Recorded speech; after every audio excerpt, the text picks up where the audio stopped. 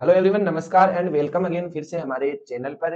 And आज के lecture में बात करते हैं अपन हमारे बॉडी के सबसे पावरफुल ऑर्गन यानी कि हार्ट की स्ट्रक्चर के बारे में।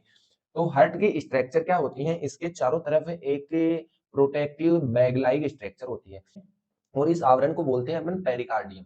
और जो दोनों लेयर होती है उनमें से फर्स्ट लेयर है फाइब्रस पेरिकार्डियम। ये फाइब्रस पेरिकार्डियम क्या करती है, ओनली हार्ट को प्रोटेक्ट करने का काम करती है और जो सराउंडिंग की स्ट्रक्चर्स होती है उनके बीच में होल्ड रखती है।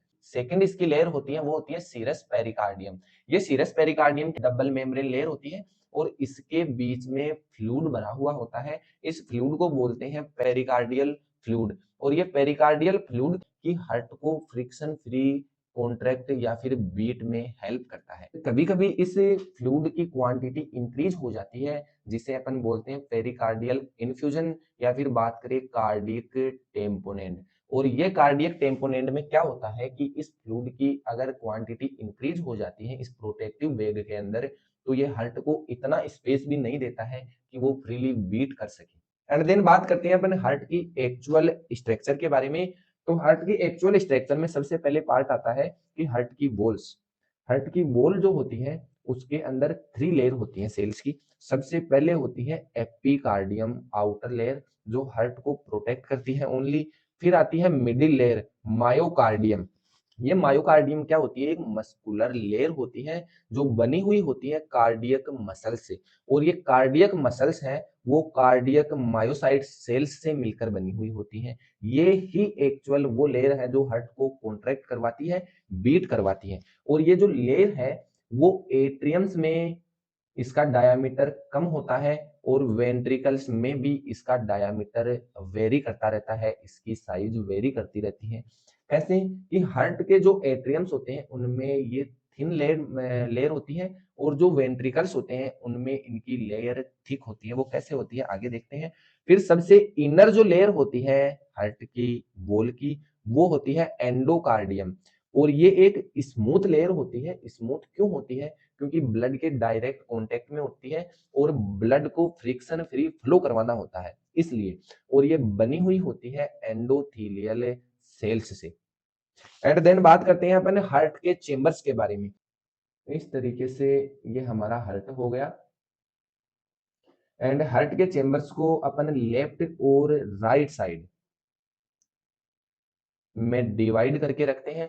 राइट साइड में दो चेंबर्स होते हैं, अपर वाले पार्ट को बोलते हैं एट्रियम। तो राइट वाला राइट एट्रियम और लेफ्ट वाला left atrium. And then lower जो चेंबर्स होते हैं वो राइट वाले को राइट वेंट्रिकल बोलते हैं और लेफ्ट वाले को लेफ्ट वेंट्रिकल। राइट साइड का जो हार्ट होता है वो ब्लड को पंप करता है ओनली लंग्स तक पहुंचाने के लिए और लेफ्ट साइड वाला जो हार्ट होता है वो ब्लड को पंप करता है कंप्लीट बॉडी की सेल्स तक पहुंचाने के लिए। इसलिए जो लेफ्ट साइड वाले हार्ट का वेंट्रिकल होता है उसकी ये मायोकार्डियल मसल्स जो हैं वो थिक होती हैं। एंड देन बात करते हैं अपन सबसे पहले राइट एट्रियम की।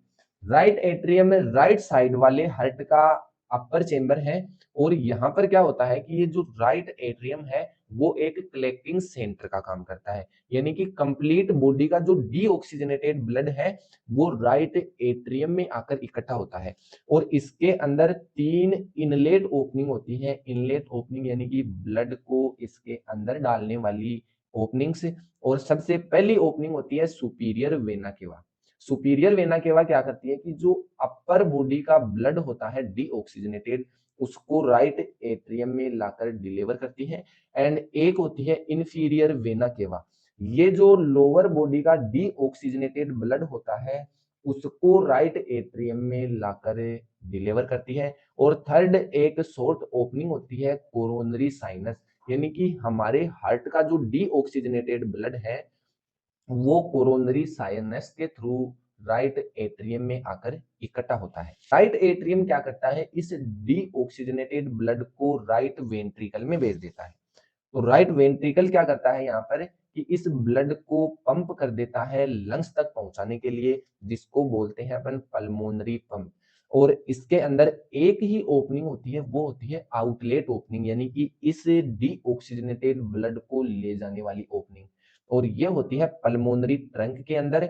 और ये राइट वेंट्रिकल इस ब्लड को पंप कर देता है पल्मोनरी ट्रंक में।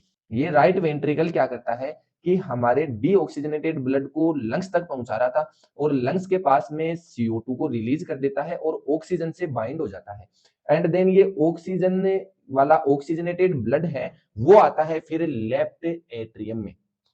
लेफ्ट एट्रियम में ऑक्सीजनेटेड ब्लड रिसीव हुआ, उसके बाद में क्या होता है कि ये ऑक्सीजनेटेड ब्लड है वो लेफ्ट एट्रियम से लेफ्ट वेंट्रिकल में भेज दिया जाता है और ये लेफ्ट वेंट्रिकल जो है वो फिर ब्लड को सप्लाई करता है, पंप कर देता है हमारी बॉडी के लिए।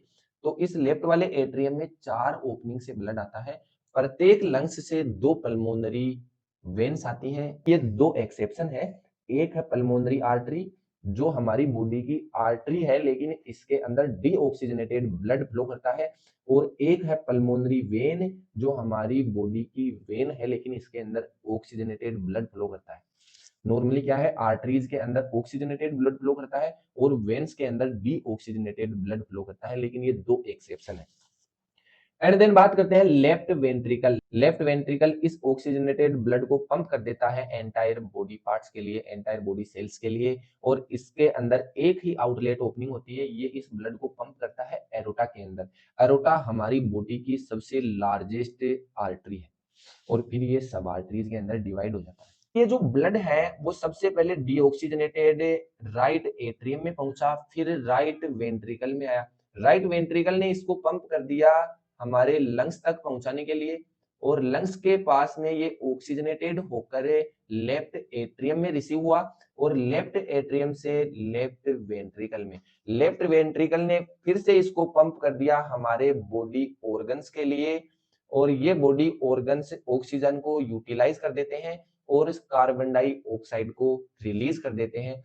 अब ये CO2 वाला ब्लड फिर से राइट एट्रियम में आएगा और फिर राइट वेंट्रिकल इसको पंप कर देगा लंग्स के लिए। अब ये क्या होता है, सिंगल डायरेक्शनल वाला फ्लो एक ही डायरेक्शन में क्यों होता है, इसके लिए कुछ ट्रैफिक कंट्रोल्स होते हैं, यानी कि ब्लड को बैक फ्लो होने से रोकते हैं। तो इनको बोलते हैं अपन यहाँ पर वॉल्स, और ये वॉल्स क्या करते हैं, एंश्योर करते हैं यूनिडायरेक्शनल फ्लो को, and they open and close based on pressure gradient. जिस तरीके से प्रेशर बन रहा है बैक फ्लो का, उसी तरीके से ये वॉल्स बंद और ओपन होते हैं। अब देखते हैं, सबसे पहले ये वॉल 2 तरीके के होते हैं। एक होता है एट्रियोवेंट्रिकुलर वॉल जो एट्रियम एंड वेंट्रिकल्स के बीच में होते हैं, ये वाले राइट एट्रियम और राइट वेंट्रिकल के बीच में जो वॉल है, और लेफ्ट एट्रियम और लेफ्ट वेंट्रिकल के बीच में जो वॉल है ये होते हैं एट्रियोवेंट्रिकुलर। अब ये एवी वॉल 2 टाइप के होते हैं, ट्राइकस्पिड यानी कि 3 फ्लैप वाला, एंड बाइकस्पिड मिट्रल वॉल यानी कि 2 फ्लैप वाला। अब 2 फ्लैप वाला जो वॉल है वो राइट साइड में होता है, क्योंकि राइट साइड का वेंट्रिकल जब ब्लड को पंप करता है तो वो लंग्स तक पहुंचाने के लिए करता है, तो यहाँ पर ज्यादा प्रेशर ग्रेडियंट नहीं होता, इसलिए ये एडेप्टिव वॉल ट्राइकस्पिड होते हैं। और लेफ्ट साइड वाला वेंट्रिकल है वो ब्लड को ज्यादा प्रेशर के साथ में पंप करता है, तो उस साइड में बाइकस्पिड वॉल ही होते हैं। अब ये वॉल्स कैसे काम करते हैं कि ये वॉल एक साइड में ओपन हो रहे हैं, सेकंड साइड में क्लोज हो रहे हैं, तो इसके पीछे क्या होता है कि हमारी जो ये कॉन्ट्रैक्टिव मसल्स हैं ये इन वॉल्स से एक तार लाइक स्ट्रक्चर्स से जुड़ी हुई होती हैं, जिनको अपन बोलते हैं हार्ट स्टिंग्स। एंड देन होता क्या है कि जैसे ही ये वेंट्रिकल्स कॉन्ट्रैक्ट करते हैं ये स्टिंग्स खींच जाते हैं और ये यूनी डायरेक्शनल क्लोज हो जाते हैं। ये इस तरीके से होते हैं, ट्राइकस्पिड वॉल में इस तरीके के फ्लैप होते हैं एंड बाइकस्पिड वॉल में इस तरीके के 2 फ्लैप होते हैं।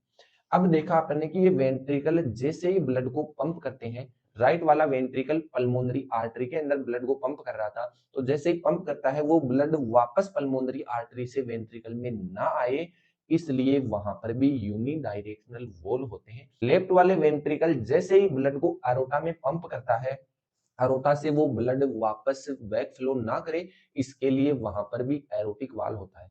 तो इस दोनों वॉल्स को यहाँ पर बोलेंगे सेमी लूनर वॉल्स। और सेमी लूनर वॉल्स इनको क्यों बोलते हैं, क्योंकि हाफ मून लाइक ये दिखते हैं। तो चलिए देखते हैं सेमी लूनर वॉल्स को। ये लोकेटेड होते हैं एग्जिट ऑफ वेंट्रिकल्स, दोनों वेंट्रिकल्स के जो एग्जिट है राइट वाले वेंट्रिकल का एग्जिट है पल्मोनरी आर्टरी एंड लेफ्ट वाले वेंट्रिकल की ओपनिंग है एरोटा। दोनों जो आउटलेट ओपनिंग्स है वहां पर प्रेजेंट होते हैं, ये प्रिवेंट करते हैं बैक फ्लो को इनटू वेंट्रिकल्स। पल्मोनरी वॉल होता है, अपन ने देखा राइट वेंट्रिकल और पल्मोनरी आर्टरी के बीच में, और एरोटिक वॉल होता है लेफ्ट वेंट्रिकल और एरोटा के बीच में। कल वाले लेक्चर में बात करेंगे मायोजेनिक और न्यूरोजेनिक हार्ट की।